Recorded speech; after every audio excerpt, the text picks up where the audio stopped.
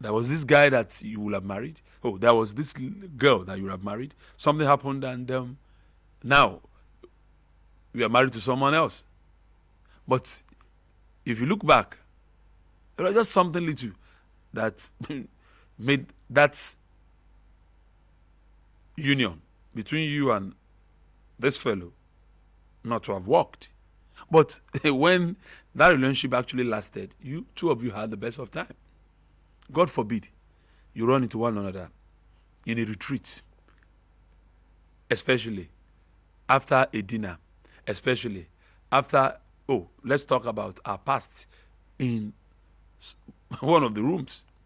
If there is wine and something more than wine, is it true that memory of those past could always come back? That was exactly what happened to Charles. Charles told me this old friend of his that they actually had very serious relationship when they were in the university, which lasted for about 3 years. At the point in time, they thought they were going to get married, but something happened, and they drifted apart after youth service. He didn't get to see her, and she didn't get to even know where he was, until both of them met at this retreat in Calabar. Day 1, day 2, day 3, things went normal. But they kept meeting in the evening, trying to just chat about the past. That's what you do when you find yourself in a strange land where your families aren't available. Charles told me this particular lady said she had problem with subsequent relationship she found herself in. So implicitly, she's still searching. But for Charles, he's quite lucky, be married, have a kid. On the eve of the closing of the retreat, something happened. After a dinner, Charles said, the lady came to his room and they had discussion. And he wasn't prepared for it, but it did happen. After some couple of wines. You know what they call for old time's sake? For old time's sake. Oh, fire of love. He dies hardly. I don't know. But the bottom line is this. Charles said he had, not willingly, sex with this lady, an old friend, on the final day of the retreat. Because he wasn't prepared for sex. Truly telling me his mind, he never planned, he never wanted to do it. Because he had wanted to do such things, he would have harmed himself with stuffs, right? He didn't do that because he loved his wife. But after wine, old time's sake, they had sex. It was unprotected. It was raw. Charles told me that he left Calabar and they both departed. Hope to keep in touch. On a Friday, go back home on Saturday. And the wife of Charles, who have actually missed Charles for close to 5 days, requested for a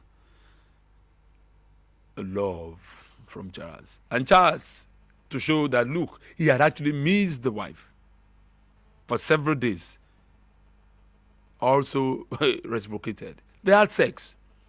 That was less than 48 hours after the unexpected experience he had with this other woman out there in Calabar. Now, why are we talking tonight on television? Charles said, by Monday evening, he realized that something was wrong with his system. To cut the long story short, he checked himself in with the private physician, and he was shocked when it was confirmed that he actually had contracted gonorrhea. Of course, the knowledge that he had gonorrhea from the personal doctor was quite embarrassing. But he requested merely for treatment. But he knew in his heart that it was possible. The fact that he had sex with his wife 24 hours earlier, that this woman must have been infected. And that was how Charles Travail seemed to begin. He said, knowing fully well that the wife must have gotten this bacteria in our system due to his carelessness, how will he go about getting her cured?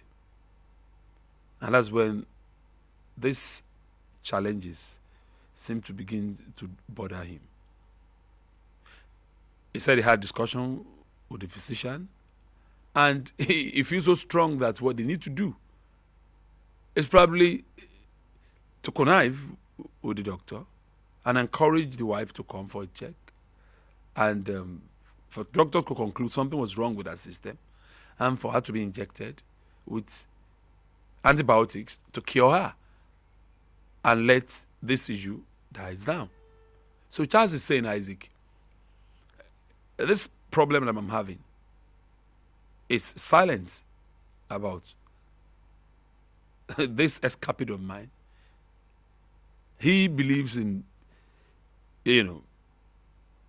showing love, but he feels so strong that at this point in time, truth being told will create more damage for his home than is maintaining silence. He has come up with an idea, which he has shared with me, which is hoping to share with his physician. Is confessing of what he has done, or confessing before God, or confessing before the wife, the solution. That's the problem of Charles this evening. And that's why he's asking, and I'm also asking. And this circumstance, this situation, as Charles seems to have found himself, is silence, not golden.